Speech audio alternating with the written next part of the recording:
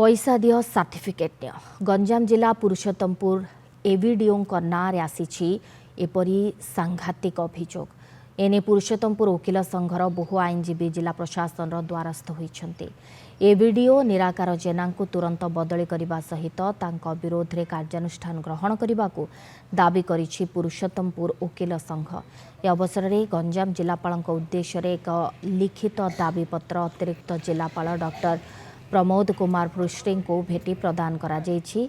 विवाह पंजीकरण निमंते टंका नेबा सहित विभिन्न काम निमंते प्रथमे टंका मागुछंती एबीडीओ एथिसहित समस्त को दुर्व्यवहार करछंती बोली मध्य आईनजीवी माने अभियोग आनिछंती। निराकार जेना पुरुषोत्तमपुर एबीडीओ भाव में किछि वर्ष हैला से जोगदेबा परठारु विवाह पंजीकरण सर्टिफिकेट लगी 1000 रु 3000 टंका मागुछंती।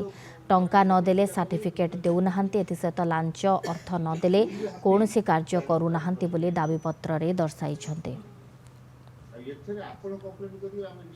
तो आम ठीक से समय आम बुझापी सार कहीं आम गोटे कनिष्ठ आडभोकेट को एमती दुर्व्यवहार कले जोटा कि जेहेतु आम लोक सेवा करने अच्छु तो आमर पेटपटना आम जाऊँ आपण पाखक किंतु आपण दुर्व्यवहार कले लोक काम कि हम आमर शौकीन चलो कहपर सी कहले आम तुम किसी प्रमाण अच्छे कि तुम किसी रेकर्डिंग कर रखी कि दुर्व्यवहार कर तो आम कहले सर आप कथा सांगे कथा आम कौन रेकर्डिंग करूँ ये समुचीन कथा ना तापर सी आमको दुर्व्यवहार कर तुम हाथ में जहाँ ताहा कर कहले तुषारकांत रावल बोली जूनियर एडवोकेट मेरे सर्टिफिकेट एबीडीओ और पुरुषोत्तमपुर एबीडीओ महाशय पाखु जाइए सी कहले 1000 टंका आमको लांच दे पैसा दे सी मना करू सी कहले क्या तुम ये ऑफिस बारंडा के माड़ो ना यार प्रतिवाद कर आम बार एसोसिएशन से आप्लिकेसन देले बुझापी एबीडीओ महासभा गला आम प्रेसिडेंट और सेक्रेटरी अन्य आडभोकेट मैंने दुर्व्यवहार कले